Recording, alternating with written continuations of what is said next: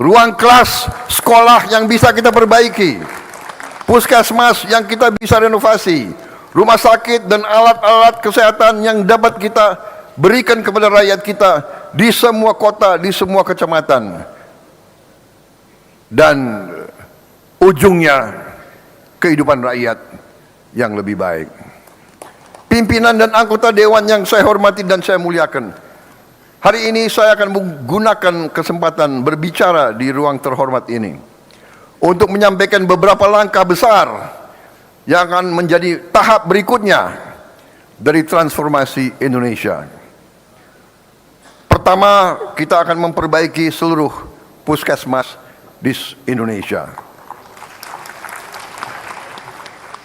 Ternyata puskesmas kita sudah puluhan tahun tidak diperbaiki. Puskesmas harus menjadi benteng pertama yang menjaga kesehatan bangsa. Puskesmas adalah pintu pertama negara ketika rakyat sakit. Di sanalah ibu memeriksa kandungan, bayi mendapat imunisasi, anak diperiksa pertumbuhannya, penyakit dideteksi sebelum menjadi lebih berat. Mulai tahun 2027 pemerintah akan merenovasi 10.000 puskesmas di 7.280 kecamatan di seluruh Indonesia. Setiap puskesmas akan memperoleh anggaran perbaikan sekitar 4 miliar rupiah. Tentunya daerah yang lebih terpencil, daerah yang lebih terluar dan tertinggal harus mendapat lebih. Selain itu, kita juga akan merenovasi dan membangun lebih baik lagi 514 laboratorium kesehatan masyarakat atau Labkesmas di 514 kabupaten dan kota di seluruh Indonesia. Program renovasi puskesmas dan Labkesmas ini harus selesai paling lambat pada tahun 2030. Rakyat tidak boleh menempuh perjalanan jauh hanya untuk memperoleh pelayanan kesehatan dasar. Negara harus hadir sedekat mungkin dengan tempat rakyat hidup. Untuk itu kita juga akan membuat ambulans udara dengan helikopter, dengan pesawat kecil yang bisa mendarat di lapangan-lapangan rumput, di lapangan-lapangan pasir, bisa mendarat di pinggir sungai, supaya tidak ada rakyat kita yang tidak bisa dievakuasi kalau dia sakit.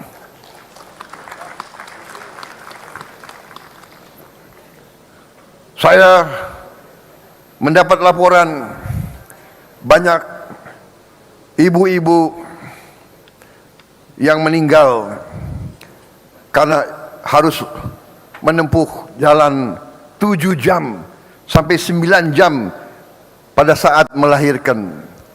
Pada saat sudah waktu mau pecah harus 9 jam karena tidak ada jalan yang baik, karena jembatan tidak bagus. Akhirnya banyak ibu-ibu meninggal di daerah-daerah yang tidak jauh dari ibu kota.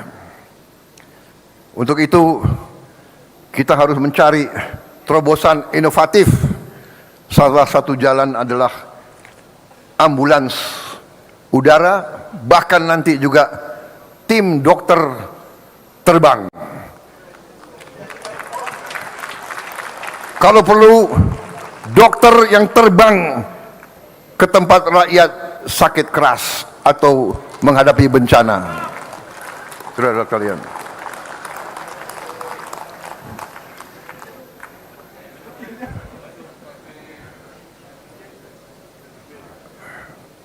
kedua, kita akan membangun dan merevitalisasi 441 rumah sakit umum daerah. Setiap dari 514 kabupaten dan kota kita harus memiliki rumah sakit yang canggih yang bisa menyelamatkan rakyat secepat mungkin. Langkah awal kita telah membangun 66 rumah sakit di daerah tertinggal, terdepan, dan terluar. Dan hari ini saya melaporkan dari 66 rumah sakit tersebut 22 sudah operasional.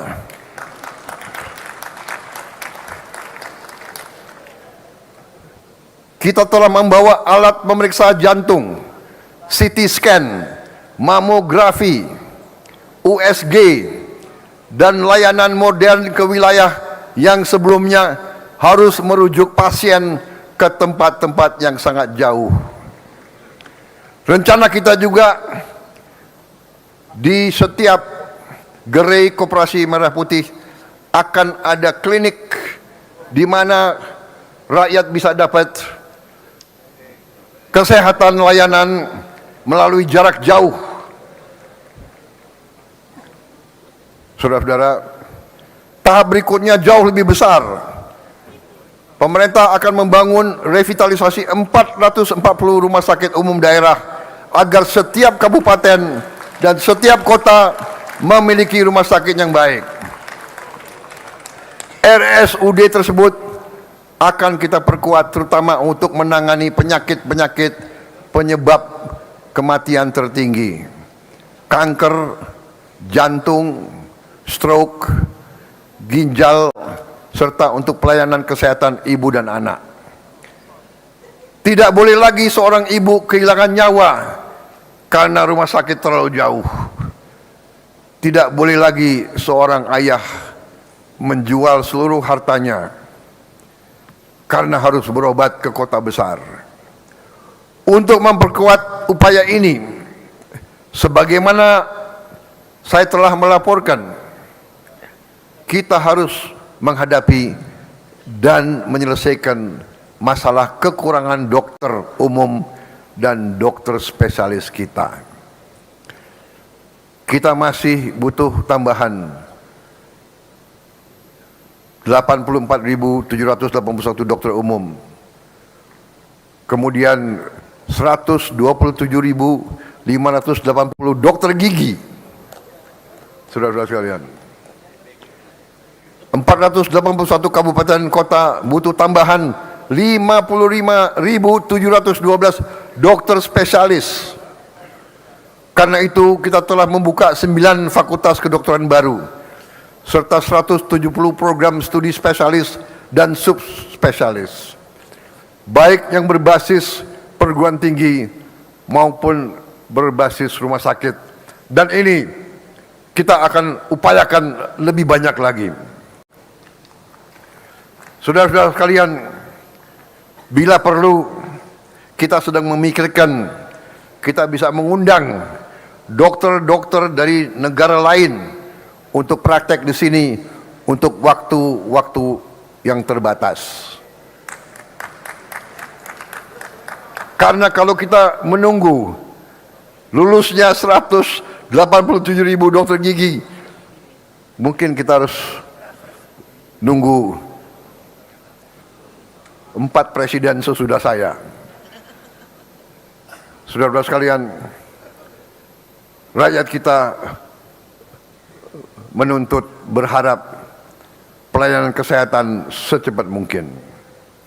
Kita tidak boleh berpikir normatif, kita harus berani berpikir inovatif.